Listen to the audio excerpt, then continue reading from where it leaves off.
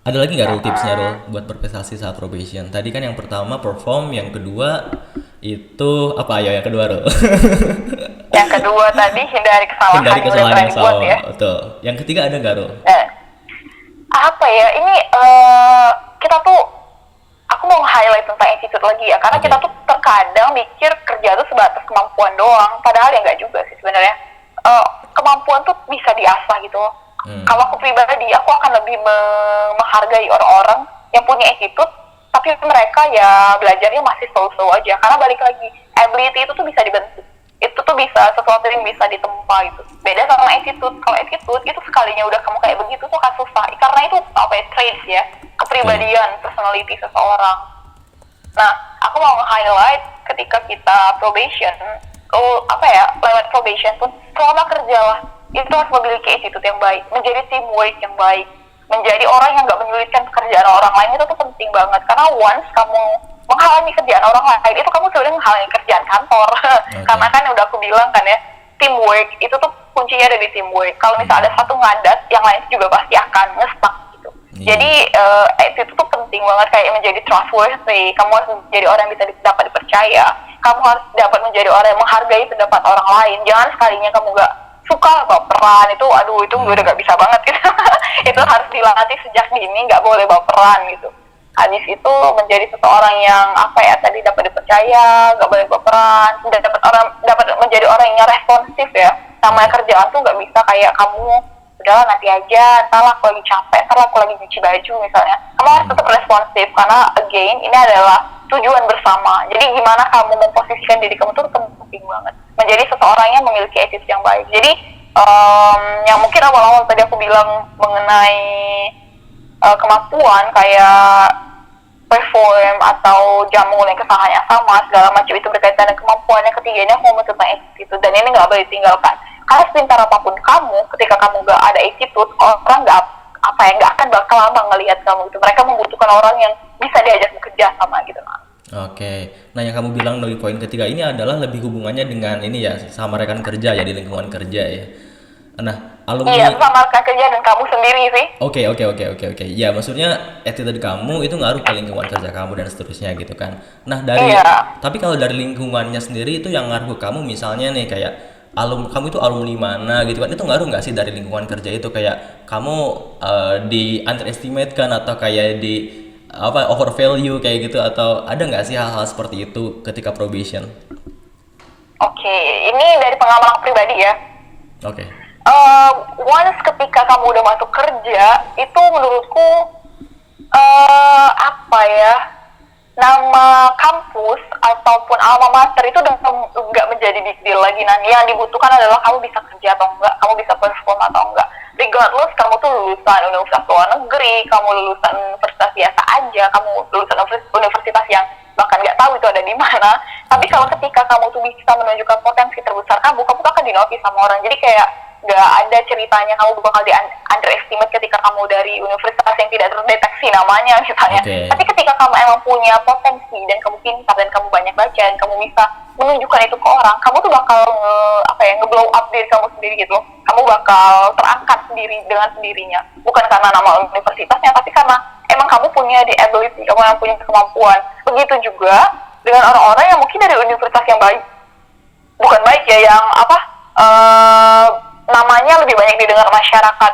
Oke. Itu mungkin awal-awal aja ya orang bakal notice, karena ya emang banyak didengar masyarakat. Tapi ketika kamu udah masuk kerja, itu balik lagi ke performance kamu. Kamu bisa kerja atau enggak. Kalau kamu ternyata nggak bisa kerja dan kamu nggak sesuai dengan apa yang diekspektasikan, itu ya sama aja kayak yang tadi, itu akan ngebuat suara kamu terpendam sedikit demi sedikit gitu. Jadi emang harus balik lagi ke performance. Itu it has Performance. nothing, bukan it has nothing No to do ya, doubt. maksudnya kayak Iya benar.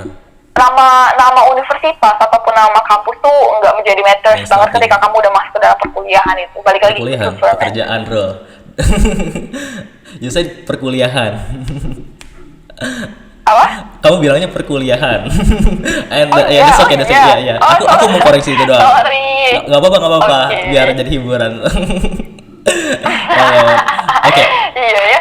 Oke, back to the topic ya, Rul ya. Jadi itu kan kalau misalnya itu lingkungannya bagus kan, Rul, ketika kayak misalnya mereka lihatnya dari performance gitu kan. Tapi kalau misalnya ternyata lingkungan kerjanya itu toxic gitu kan, apakah itu bisa jadi alasan buat kamu misalnya, oke ini ternyata ketika probation kamu ngelihat bahwa lingkungannya itu toxic, kamu bisa nggak itu jadiin alasan buat kamu keluar dari kerjaan itu, atau kayak ya sebenarnya lingkungan itu kayak cuma berpengaruhnya kecil aja sih, kamu bisa tetap kerjain itu kayak ya kamu nggak usah perhatiin aja mereka gitu, atau ada pandangan lain menurut kamu, Ru? Oke. Sebelum kita masuk lebih jauh ke toksik, sebenarnya toksik itu apa sih? Apa Itu. coba? Ini sih yang suka apa ya? Menurutku menjadi misinterpretasi di kalangan orang-orang. Oke. Kalian, aku sendiri ya, terkadang menunjuk orang lain itu sebagai orang yang toksik, tapi jangan-jangan sebenarnya toksik itu kita. Oke. Jadi jangan-jangan sebenarnya yang ngebuat semua itu menjadi lebih rumit itu kita. Itu yang pertama ya. Jadi kayak kita harus mendefinisikan toksik itu apa sih? Ya terserah kalian ya mau mendefinisikannya apa, tapi jangan sampai salah interpretasi. Jadi karena kalau kita salah interpretasi nanti kita jatuhnya nyalahin orang lain gitu. Takutnya poinnya miss di sana. Terus yang kedua, kalau misalnya emang lingkungan yang bermasalah nih, kayak misalnya lingkungannya poisoning abis ya, misalnya kayak beracun ya. Oke. Lingkungannya kayak tidak Gimana tuh? tidak apa ya, tidak Tidak mendukung ya, kamu, kok tidak lupa ya kata-kata, maksudnya tidak kayak malah menjatuhkan, malah bukan atau kayak apa dong? tidak mengembangkan, tidak Oke. menumbuhkan potensi Oke. kamu untuk berkembang gitu. Nah kalau misalnya emang lingkungannya kayak begitu, balik lagi itu sebenarnya adalah suatu hal yang di manage, yang bisa di manage. Itu tuh adalah suatu hal yang manageable ya. Oke. Karena gimana ya, ketika kerja, bukan ketika kerja sih, di kehidupan lebih luas lagi, itu kita nggak akan bisa ngehandle siapapun sih nanti sebenarnya. Oke. Kayak kita nggak akan bisa nge-comment siapapun, kita nggak akan bisa memberi perintah ke orang-orang dan mereka dengan sukarela mengerjakan itu sebenarnya adalah haknya mereka. Tapi kita bisa ngehandle diri kita sendiri kan, kita bisa ngehandle gimana kita bisa merespon ke mereka, kita bisa ngehandle gimana kita memasukkan kata-kata mereka ke dalam pikiran dan perasaan kita, apakah akan menjadi suatu hal yang menyakitkan atau bisa menjadi suatu hal yang sebenarnya bisa memotivasi. Itu outputnya ada di kita sendiri. Nah jadi kalau misalnya yang kamu sebut sebagai toxic tadi merujuk kepada orang-orang yang lingkungannya itu nggak menumbuhkan potensi kamu ataupun malah menjadikan kamu kayak aduh aku kayak mental breakdown di sini. Nah itu sebenarnya balik lagi ke kamu, gimana kamu memanage respon kamu terhadap orang-orang tadi, gimana kamu memanage omongan mereka atau apapun yang mereka tujukan ke kamu itu yang masuk ke dalam hati dan perasaan itu menjadi suatu output yang positif gitu. Jadi ya walaupun karena ya suatu hal yang poisoning atau yang toxic kamu bilang tadi nggak akan bisa terhindarkan, dan dimanapun kamu kerja aku yakin itu pasti banyak apa ya, most likely itu bakalan ada lingkungan yang seperti itu. Jadi tinggal gimana kita nge-manage-nya gitu. Dan kerjaan ya it has nothing to do with it. Itu bukan menjadi suatu alasan ya untuk kamu nggak bekerja maksimal. Pekerjaan itu adalah suatu responsibility yang emang kamu harus komit dari awal sampai akhir. Once ketika kamu take it, ya udah kamu komitnya udah selesai. Dan apa namanya, orang-orang lingkungan yang toxic atau poisoning tadi itu sebenarnya kayak bumbu-bumbu aja sih. Jangan sampai itu bumbu mendistract sebenarnya yang kamu lakukan hal yang utama yang paling kamu lakukan itu yang kerja. Jadi kalau kamu bilang itu bisa nggak sih lo jadi alasan untuk kita cabut dari kantor? Ya sebenarnya menurutku it depends ya, itu tergantung.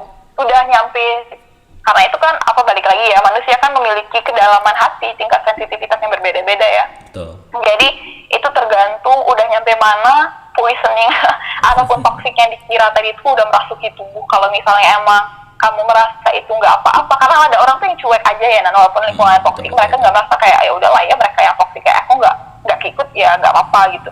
Mereka merasa bisa survive di kantor. Tapi kalau kalian udah merasa kayak oke, kayaknya nggak bisa nih, ya udah cabut aja dari kantor. Karena ya kerja tuh selain untuk mendapatkan uang, mendapatkan improvement dari bagian knowledge, ya kamu juga harus bahagia. Jangan mau kayak ya kerja buat menyengsarakan diri sendiri. Karena ya balik lagi sini agak klasik dan klise, tapi emang hidup tuh cuma sekali. Jadi jangan sampai kayak kamu menjadi tersiksa dengan apa yang kamu lakukan over the years gitu. Oke.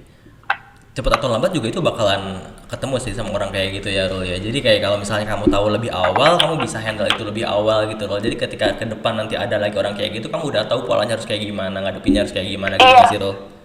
Pasti tuh akan ada ketemu orang complicated, itu aku yakin tuh pasti banget. Tapi tinggal kita banyak-banyak banyak-banyak sharing sih sama orang menurutku ya. Banyak-banyak sharing, banyak-banyak baca, banyak-banyak mendengarkan suatu hal yang out of the box. Karena terkadang kita itu stres ataupun kita itu menjadi pusing karena kita ya cuma bergelut sama pikiran kita sendiri. Kita nggak bertukar pikiran sama orang lain. Nah, tapi ketika kita memiliki insight yang baru, kita memiliki pandangan yang baru, gini loh. Nah, itu kadang memberikan motivasi atau itu memberikan langkah yang lain. Oh ya, aku kayaknya bisa kayak begini deh biar aku nggak merasa nih orang toksik banget gitu.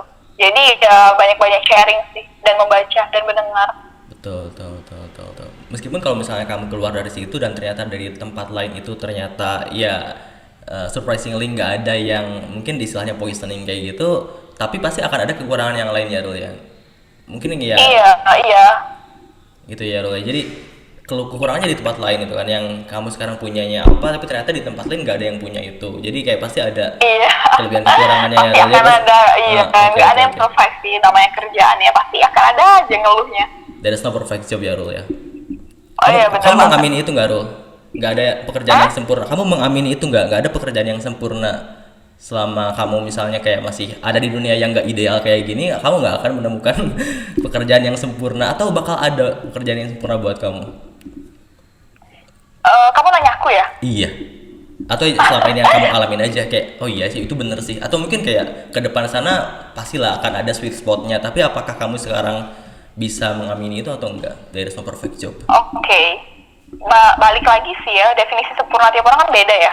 Kalau misalnya definisi sempurna kamu adalah semuanya ideal, entah itu dari lingkungannya, atasannya, gajinya, pekerjaannya, ya itu akan sangat susah menemukannya. Kayak ya mungkin kayak jarum di dalam jerami gitu ya, mungkin bisa ditemukan, tapi ya akan menemukan effort yang lebih banyak. Tapi ketika kamu mendefinisikan sempurna itu adalah pekerjaan yang mungkin atasannya aja yang baik, atau misalnya gajinya aja yang baik, oh ini udah perfect banget ya itu adalah sempurnanya definisi kalian, itu akan sangat bisa ditemukan gitu. Jadi balik lagi sih, definisi sempurnanya kalian apa. Kalau terlalu idealis itu akan sangat susah ya menemukannya. Kayak aku bilang tadi, kantornya enak, orangnya enak, hubungannya enak, atasannya enak, kerjanya enak, gajinya enak, kok itu ya buat kantor sendiri lah ya. Iya. Atau buat kerjaan kantor sendiri lah ya. tantangannya di yang lain bro. Buat kantor sendiri kliennya misalnya susah atau manage. Oh ternyata nih ada tahun ini pemasukannya dikit, kayak harus mengurangi gaji sendiri biar orang lain bisa dapat gaji atau bisa dapat THR dan seterusnya gitu. Pasti ada hal yang dikorbankan sih, mental dan seterusnya. Pasti banget. Oke. Jadi kayak there is no free lunch. Iya enggak, there is no free lunch. There is no free lunch, you have to pay. Iya. Tapi aku sering lihat di Jogja Rul, banyak yang ngasih makanan gratis Rul. Apalagi kalau Ramadan. Oh iya. Mungkin itu bukan free lunch, itu mungkin dinneran. Dinner. Iya sih. Atau breakfast atau brunch ya. Iya benar sih. Tapi kan kita invest waktu kan di situ, datang ke sana gitu kan. Ya, exchange kamu dapat makanan. Meskipun kayak bukan ini ya, bukan malam ya, tapi siang gitu kan, apapun kegiatannya. Iya. Dan attention sih selain waktu. Oke, ada lagi nggak Rul? Tadi kan masih ke tips ya. Tipsnya itu baru 3. Kira-kira kalau misalnya tadi kamu nggak kepikiran, ada lagi nggak yang pengen kamu sampaikan buat orang-orang yang mungkin sekarang masih di tahap interview atau seterusnya, yang emang nanti mau menghadapi probation? Oke, tadi kan udah 3 ya. Perform. Jangan mulai kesalahan yang sama. Yang ketiga attitude. Untuk probation, aku kira itu cukup banget sih. Aku kira itu cukup banget untuk probation ya. Karena probation kan waktunya juga dikit ya paling-paling maksimal 1 tahun lah.